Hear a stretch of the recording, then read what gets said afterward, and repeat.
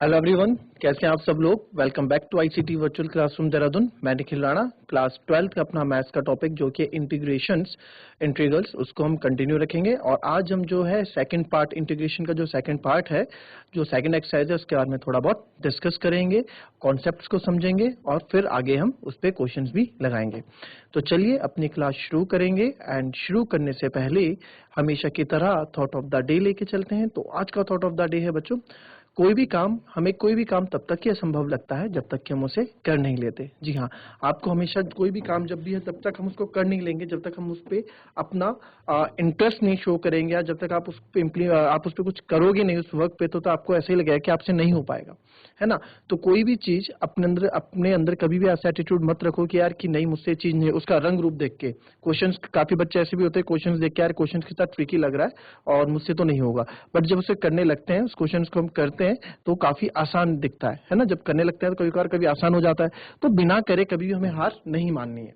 Clear? तो चलते हैं स्मार्ट बोर्ड की तरफ और करते हैं अपनी क्लास को शुरू 7.2 के बारे में। ठीक है, तो जैसे कि आप लोग जानते हैं, ठीक है, मेथड ऑफ इंटीग्रेशन जैसे अभी हमने पढ़ा, डायरेक्ट मेथड हम पढ़ चुके हैं, इंटीग्रेशन डायरेक्ट मेथड हम कर चुके हैं जो इससे पहले हम पढ़ रहे थे। अब मेथड्स ऑफ इंटीग्रेशन में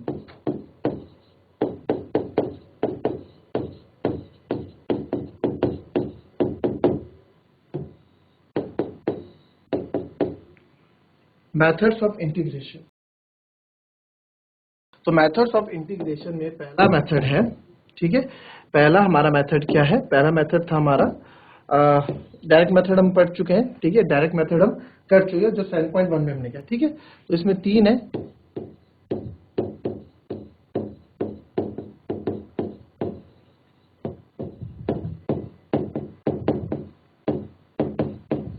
इंटीग्रेशन बाय सब्स्टिट्यूशन, ठीक है, इंटीग्रेशन बाय सब्स्टिट्यूशन। फिर दूसरा है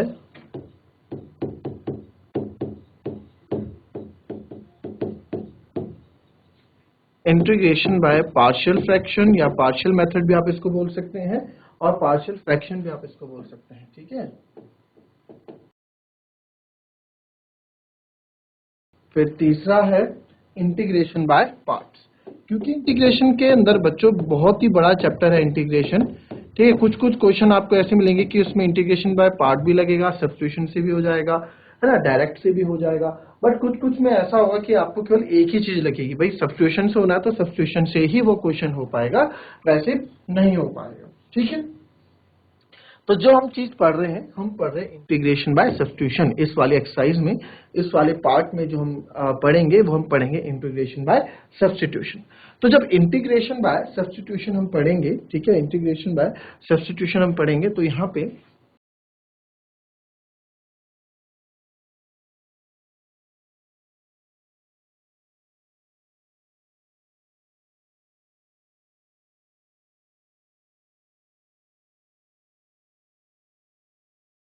ठीक है, इंटीग्रेशन बाय सब्स्टिट्यूशन। तो व्हेन इंटीग्रांड कंसिस्ट ऑफ, देखो कब होता है, जब आपके एक ही फंक्शन के अंदर उसका फंक्शन भी हो और उसी का डिफरेंशिएशन भी हो, डी बाई डेक्स भी आपके पास हो, तो आपको क्या होता है, आप हमेशा वहां पे इंटीग्रेशन बाय सब्स्टिट्यूशन यूज करते हैं। इसको लिखेंगे, अगर मैं लिखना चाहूं तो इसमें लिखेंगे when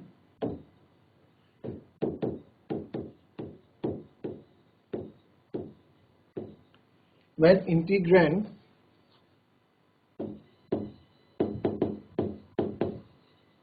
consist of fx and f dash x both। ठीक है, f dash when integrand consists of fx and f dash x both। तो जब इंटीग्रेंड होता है क्या है ना, जैसे हमारे पास इंटीग्रेशन है तो ये इसका fx भी हमारे पास है और इसी का ये इंटीग्रेंड बोलते हैं। ठीक है, इसी फंक्शन का हमारे पास fx भी है और f dash x भी है, डिफरेंशिएशन भी। देखो एग्जांपल से समझते हैं इसको अच्छे से, इसको एक एग्जांपल से समझते हैं। एग्जांपल मैं इसका कराता हूँ। एग्जांपल है हमारे पास कि भाई इंटीग्रेशन आप फाइंड करो 2x sin x square plus 1dx। ठीक है, इसका क्या करना है, इसका इंटीग्रेशन करना है। तो 2x sine x square plus 1 dx। अब इसमें क्या है, इस क्वेश्चन में आप देखेंगे, अब यहाँ पे डायरेक्ट मेथड तो नहीं ले सकता, डायरेक्ट मेथड कैसे लगेगा, लग ही नहीं सकता इसमें डायरेक्ट मेथड। साइन थीटा का कैसे आप कर दोगे, आपको फॉर्मूला ही नहीं पता इसका। दो फंक्शन आपको दिख रहे हैं, एक फंक्शन ये है 2x और एक फंक्शन v है, ठीक है, दो फंक्शन है, आपके पास प्रोडक्ट रूल भी नहीं होता है इसमें, है ना। तो अब हमें ढूंढना है इस फंक्शन में कि किसी एक फंक्शन का डी बाई डी एक्स पूरे फंक्शन में मौजूद होना चाहिए। जैसे आप देखो 2x का, जैसे 2x को अगर हम इसी में से ढूंढना है, इसी में इन्हीं फंक्शन में आपको ढूंढना है दोनों चीजें। अब देखो जैसे एक्स स्क्वायर प्लस 1 है, जैसे एक्स स्क्वायर प्लस 1 है, इसका मैं डिफरेंशिएशन करूंगा तो मेरे को 2x मिल जाएगा। एक्स स्क्वायर प्लस 1 का मैं डिफरेंशिएशन करूंगा तो मुझे 2x मिल जाएगा, है ना। तो यहाँ पे जैसे 2x का एक्स स्क्वायर प्लस 1 है, 2x का डिफरेंशिएशन अगर हम 2x किसका है, अगर मैं D by D x of x square plus 1 करूंगा तो मेरे को 2x मिल जाएगा ना। तो वही मैं बोल रहा हूँ, इस 2x का यहाँ पे ये मौजूद है एक्स स्क्वायर प्लस 1, 2x का डिफरेंशिएशन एक्स स्क्वायर प्लस 1 यहाँ पे मौजूद है, ठीक है। वो चीजें इस तरीके से हमें करनी है, क्लियर। तो अब देखो कैसे इसको करेंगे, लेट्स सी क्वेश्चन कैसे करेंगे। आप लिखेंगे लेट, सब्स्टिट्यूट कर रहे हैं ना बच्चों, तो लेट करना पड़ेगा, एक चीज सब्स्टिट्यूट करनी पड़ेगी। तो एक्स स्क्वायर प्लस 1 को आप ले लेंगे टी, एक्स स्क्वायर प्लस 1 को हमने टी ले लिया, तो differentiate with respect to X, तो ये हो जाएगा 2x plus 0 equals to D T upon D X, हो जाएगा 2x plus 0 equals to D T upon D X. Now यहाँ से dt की वैल्यू, आप हमें dt की वैल्यू भी चाहिए, ठीक है, तो जाएगा 2x dx। तो हमारा काम है एक बार dt की वैल्यू निकालना और t की वैल्यू निकालना। हमारे पास क्या था, साइन एक्स स्क्वायर प्लस 1, इसको उल्टा लिख दो ताकि आप अच्छे से, ये था 2x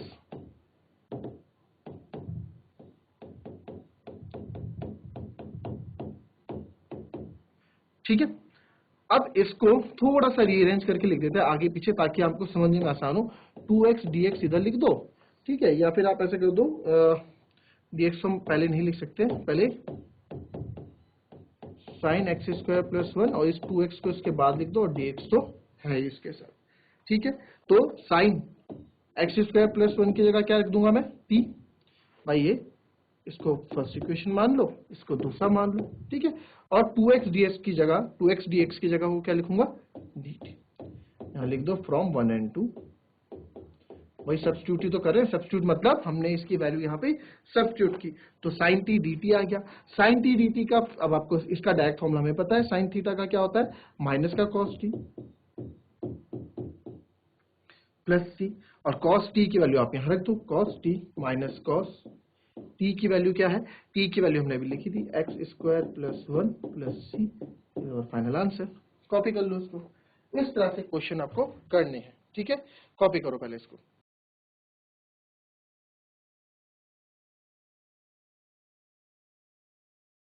चलो एक और एग्जांपल आपके पास देखते हैं, जरा आप ट्राई करें इस क्वेश्चन को। एक क्वेश्चन और मैं आपको देता हूं, sine tan inverse x upon 1 plus X square dx। अब इस क्वेश्चन को कैसे करेंगे आप, चलो जरा।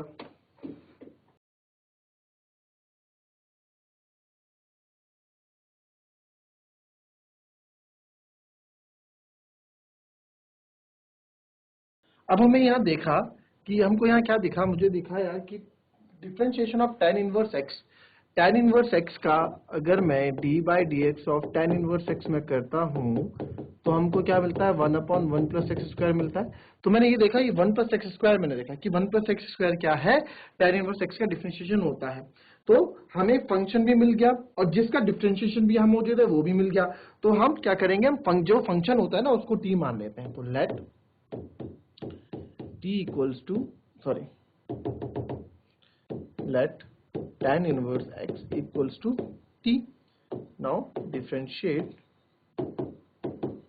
with respect to x, तो जाएगा d by, इधर डिफरेंशिएट ही कर दो, 1 upon 1 plus X square equals to D T upon D X. तो मैंने आपको बोला हमें t और dt की वैल्यू चाहिए होती है, तो t तो हमको ये मिल गया, अब dt चाहिए, तो ये आएगा dx upon 1 plus X square equals to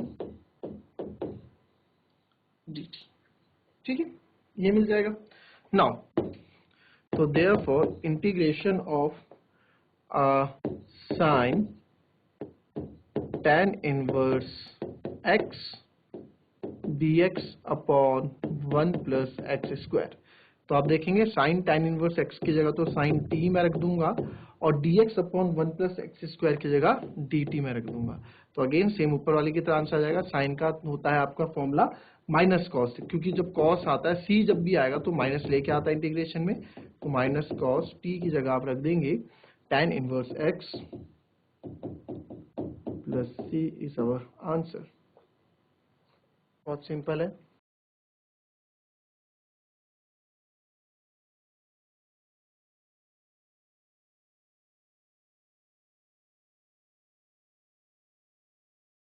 अब कुछ फॉर्मूलेज हम यहाँ पे देखते हैं। ठीक है, कुछ फॉर्मूलेज हम पहले लिख चुके हैं 6 फंक्शंस के। अब बाकी के जो 4 फंक्शंस हैं जो ट्रिग्नो फंक्शंस वाले हैं उनके हम फॉर्मूले यहाँ पे लिख रहे हैं, बाकी हम पीछे लिख चुके हैं। अब यहाँ पे आप देखना tan x dx के फॉर्मूला क्या होता है पहला। अच्छा, पीछे क्यों नहीं लिख पाया, पीछे क्यों नहीं 7.1 में डायरेक्ट में क्यों नहीं ये फॉर्मूला इंट्रोड्यूस हो पाया, उसके पीछे भी एक रीजन है। उसके पीछे रीजन क्या है, क्योंकि वो जो एक्सरसाइज थी वो थी एंटी डेरिवेटिव निकालने की, है ना भाई। एंटी डेरिवेटिव तो निकालना था। एंटी डेरिवेटिव मतलब जैसे जो डेरिवेटिव है उसका एंटी डेरिवेटिव हम निकालते थे और वी गॉट अवर आंसर, यही तो करते थे। जैसे कि आप देखो यहाँ पे हाँ, जैसे मेरे पास है cos x dx, तो cos x का हम क्या लिखते थे sin x प्लस सी, यानी कि किसका डिफरेंशिएशन करने पे हमें cos x मिलता है। तो ये जैसे फंक्शन है d by D x of sine x, तो साइन x का cos x होता था, तो ये इसका डेरिवेटिव हम बोलते थे, डेरिवेटिव है ना। और ये क्या है, ये क्या, ये होता है हमारा एंटी डेरिवेटिव, ये होता है एंटी डेरिवेटिव। तो एंटी डेरिवेटिव फाइंड करने के लिए ही हम इंटीग्रेशन करते हैं। तो ये हमारा क्या है, एंटी डेरिवेटिव है, एंटी डेरिवेटिव। ठीक है, वैसे ही अगर हमने बोला integration of sign X dx, तो उसका हो जाता था माइनस का cos x प्लस, यानी कि जब cos x का हम इंटीग्रेशन करेंगे तो हमें sin x मिल जाता था। बट tan का ऐसा हमारे पास कोई फॉर्मूला नहीं था कि भाई किसका डिफरेंशिएशन करें, किस फंक्शन का हम डिफरेंशिएशन करें कि हमको tan x मिल जाए। ऐसा कोई भी हमारे पास नहीं था भाई, ऐसा कुछ था फॉर्मूले में नहीं था ना कि tan x हमको डायरेक्ट मिल जाए। ऐसा है ही नहीं कुछ कि tan x किसी में आए। ठीक है, tan x तो है ही नहीं किसी में, tan x का तो हमारे पास ऐसा कोई फॉर्मूला था ही नहीं कि tan x डायरेक्ट के भी आ जाए। ठीक है, तो आप बोलोगे कि हाँ sec x tan x है, बट tan x नहीं है ना, tan x नहीं था। तो अब इसके लिए क्या करेंगे हम, अब इस तरह के क्वेश्चंस के लिए हमें tan x यहाँ इंट्रोड्यूस करना पड़े फॉर्मूले। तो ये आ गया log, ठीक है, log modulus sec x plus c, और एंड ये भी इसका एक फॉर्मूला है minus log cos x plus c, ये दोनों ही इसके फॉर्मूले में आ जाते हैं। मॉड्यूलस क्यों आया log के साथ, क्योंकि log की कोई वैल्यू नेगेटिव में नहीं होती है। वैसे ही cot x dx का भी आप ले लो, तो cot थीटा का जो होता है वो होता है simple log sin x plus c, और वैसे ही तीसरा आपका होता है cosec x dx, इसका होता है log cosec x minus cot x plus c, और वैसे ही चौथा जो होता है sec x dx, इसका होता है log। बट इस फॉर्मूले को, इन फॉर्मूलों को आप रोज के रोज प्रैक्टिस करें, रोज आप इनको एक बार रिवाइज करें, क्योंकि नहीं तो फिर भूल जाते हैं ना। एक बार जरूर इस पे नजर मार लिया करें। ये 4 फॉर्मूले आप देखिए।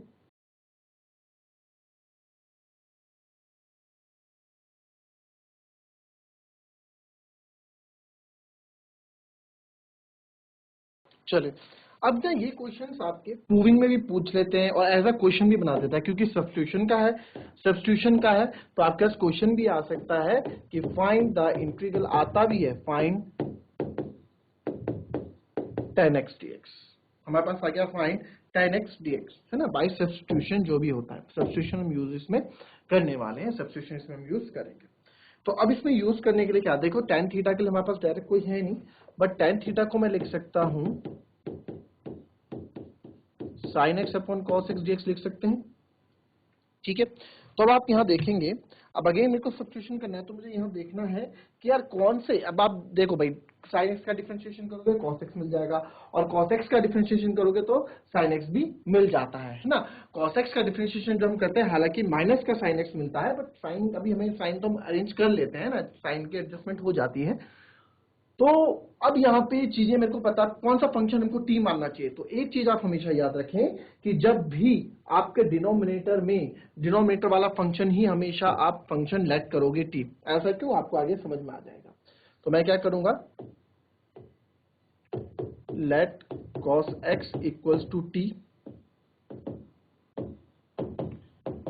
Differentiate with respect to x, cos x का होता है minus sine X dt upon dx, हमें dt की वैल्यू भी चाहिए तो जाएगा minus sine dx equals to dt, ठीक है। अब यहां आप देखेंगे, now sine X dx upon cos x। अब देखो ना, आप sin x अगर मान लेते, sin x को अगर आप t मान लेते, डिफरेंशिएट करते, cos x equals to dt upon dx आता। फिर अब आप यहाँ देखो dt अपॉन dx आता, फिर आप यहाँ देखो dt जो आपका मिलता cos x dx। अब cos x dx तो यहाँ पे क्वेश्चन में कहीं बन ही नहीं रहा, dx अपॉन cos x बन रहा है ना, तो चीजें नहीं बन पाती है। तो जब कभी भी दोनों का बन रहा हो तो हमेशा डिनोमिनेटर वाले को ही आप लेंगे, डिनोमिनेटर वाला ही आप प्रेफर करेंगे, ठीक है। तो आप इसको थोड़ा देख लें, तो इसको sin x dx तो आपको पता है, एक cos x को आपने t माना है, ठीक है, और sin dx dt है, तो ये तो आपका आ जाएगा ऊपर dt, और cos x को माना है आपने t। अभी यहाँ पे एक चीज देखें, अभी हमारे पास माइनस साइन एक्स dx है, बट यहाँ पे माइनस साइन एक्स dx है ही नहीं हमारे पास, तो इस माइनस को उधर ले जा लो तो dt सिंपल हो जाएगा, माइनस उधर ले जा लो तो माइनस dt, तो साइन एक्स dx की वैल्यू जो हो गई आपकी माइनस dt होगी, ठीक है, माइनस dt हो गई। तो यहाँ माइनस dt आप लगा दोगे, साइन एक्स dx क्या लगाया आपने, माइनस का dt अपॉन t। तो इसको मैं ऐसे लिख सकता हूँ, इसको हम लिख सकते हैं माइनस साइन बाहर, इसको मैं थोड़ा रीअरेंज करके ताकि चीजें अच्छे से समझ में आ जाए, minus one upon T dt लिख सकते हैं। तो minus one upon T dt मैं लिखूंगा तो माइनस वन अपॉन टी, यानी कि वन अपॉन टी क्या होता है, लॉग होता है, पढ़ा था हमने। माइनस वन अपॉन टी का इंटीग्रेशन लॉग टी होता है, लॉग टी प्लस सी। तो मैं वैल्यूज रख दूंगा, तो माइनस लॉग टी हमने क्या माना था, cos x माना था, तो cos x प्लस सी, तो पहला हैंड्स प्रूव्ड आंसर हमारा आ गया। तो यही तो हमने भी देखा था कि minus log cos x plus C का डिफरेंट इंटीग्रेशन होगा, तो वही चीज हमने निकाल दी। इसको नोट करो, फिर आपको इसका दूसरा वर्जन भी बताते हैं कि भाई इसका cos x कैसा है ना, cos x वाला भी तो आ रहा है। आप बोलोगे सर इसमें sec x भी तो है, sec x भी तो है इसमें, है ना, वो कैसे आएगा, वो भी आपको बता देते हैं।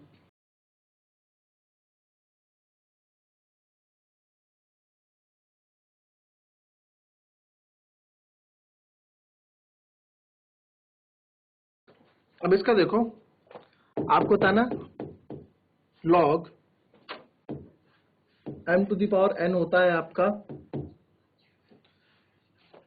n log m, ठीक है। तो देयरफॉर आप यहां देखो, हमारे पास है minus log cos x plus C है, माइनस का log cos x plus C, ठीक है। तो अब एक बार बताओ, ये n की तरह काम करेगा यहाँ पे, ठीक है, n की तरह काम करेगा, तो n log m ये ऊपर चले जाएगा, n log m है, n log m, ठीक है। आप बोलोगे सर माइनस कैसे काम कर रहा है, चलो माइनस वन लगा लो, माइनस वन लगा लो, minus log cos x plus C ये लगा लो, अब तो समझ में आ जाएगा। तो इसको n log m है, n log m है, इसको मैं लिख सकता हूँ log cos x, और ये चले जाएगा ऊपर माइनस का वन। अब माइनस का वन है तो इसको आपको पता है, इसको आप ऐसे लिखते हैं log one upon cos x भी लिख सकते हैं प्लस सी। तो बस आ गया आपके पास log वन अपॉन कोस होता है sec x plus this is और final.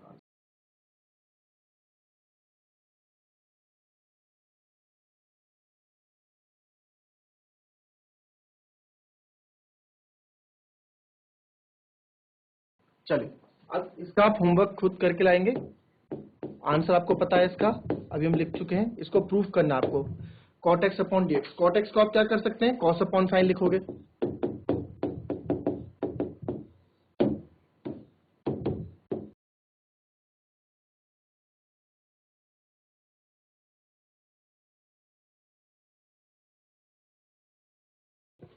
So that's all for today. मिलेंगे आपसे कल की नेक्स्ट क्लास में, तब तक के लिए be happy, be healthy and be safe. Thank you and have a nice day.